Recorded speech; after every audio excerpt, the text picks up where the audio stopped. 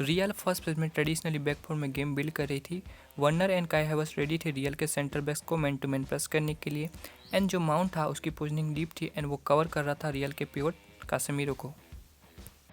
जब wide zone में real के राइट बैक डैनी कैरवाहल के पास बॉल होती थी तब left wing back Alonso ready था फुल बैक डैनी कैरवाहल को प्रेस करने के लिए। एंड तब चेल्सी के मिडफील्डर कांते एंड कोवाचिच वाइड ड्रिफ्ट हो रहे थे ताकि ब्लॉक कर सके मिडफील्डर और विंगर की पासिंग लेन।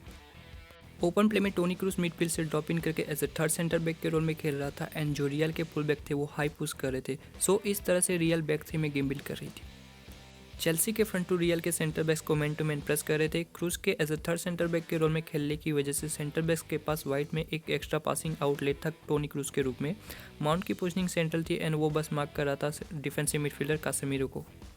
जब टोनी क्रूज के पास बॉल होती थी वाइड जोन में तब चेल्सी का विंग बैक लॉफ्टस-चीक रेडी था क्रूज को प्रेस करने के लिए। बट उसके हाइप रहने से होता ये था कि रियल का लेफ्ट बैक फ्री हो रहा था चैनल पे। आप यहाँ पे क्लियरली देख सकते हैं लॉफ्टस-चीक 2v1 डाउन था वाइड जोन में।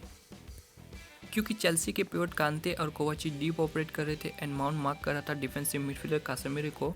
सो Modric centre of the pitch free था बॉल सेव करने के लिए। अब आप सोच रहे होंगे कि कांते और कोवाचिच क्यों हाई प्रेस नहीं कर रहे थे, क्योंकि बेंजिमा मिडफील्ड में ड्रॉप इन कर रहा था एंड कोवाचिच कंसर्न था बेंजिमा के लिए एंड कांते कंसर्न था लेफ्ट बैक मेंडी के लिए। सो सेंट्रली माउंट 2v1 डाउन था कासेमीरो और मॉड्रिच के सामने। Quite brilliant tactics by Don Carlo Ancelotti. Final third में चेल्सी 4-4-2 फॉर्मेशन में डिफेंड कर रही थी। क्रूज के as a third centre back के रोल में खेलने की वजह से लेफ्ट बैक फर्लैंड मेंडी के पास लाइसेंस था हाई पुश करने का। Mendy high on the pitch left half space zone में खेल रहा था। उसके हाफ स्पेस जोन में खेलने की वजह से रीस जेम्स नैरो डिफेंडिंग कर रहा था।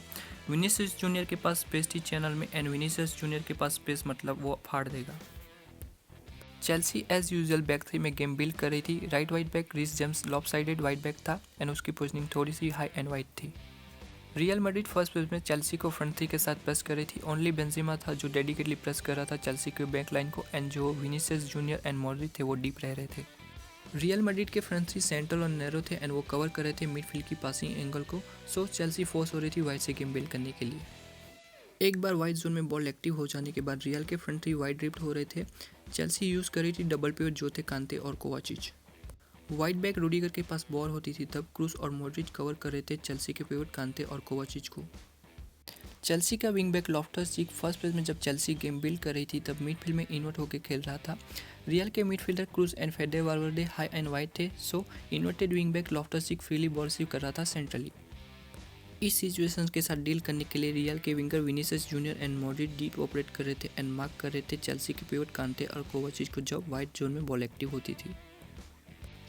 क्योंकि चेल्सी का विंग बैक हाई पुश कर रहा था एंड उसकी वजह से right midfielder फेडे Valverde deep defend कर रहा था। क्रूज की पोजिशनिंग सेंट्रल थी एंड डिफेंसिव मिडफील्डर कासेमीरो माउंट को कवर कर रहा था। सो लेफ्ट चैनल पे रूडिगर के पास स्पेस थी बॉल अटैक करने के लिए।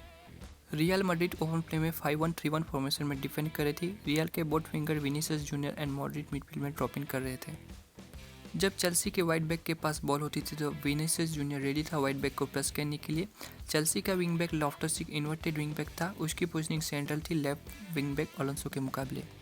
जब विनीसियस जूनियर वाइट बैक पे कमिट हो रहा था तब लॉफ्टस-चीक विनीसियस जूनियर के पीछे बॉल रिसीव कर रहा था।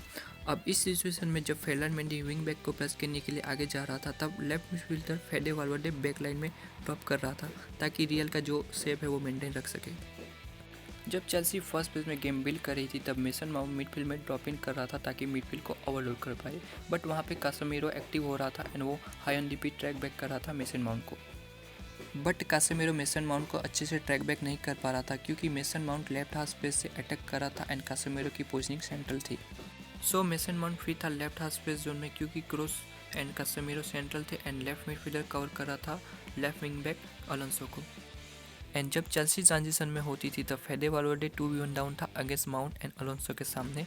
सो फेडे वाल्वर्डे फोर्स हो रहा था माउंट को क्लोज डाउन करने के लिए एंड लेफ्ट विंग बैक को चैनल पे स्पेस मिल रही थी because Chelsea number 9 drift wide and hold right back. Real final third में बैक फाइव में डिफेंड कर रही थी। कासेमीरो ने रियल की बैक लाइन को ज्वाइन कर लिया था। सो इस तरह से मैड्रिड बैक फाइव में थी एंड वो चेल्सी को 5 वर्सेस 5 डिफेंड कर रही थी हाई ऑन दी पिच।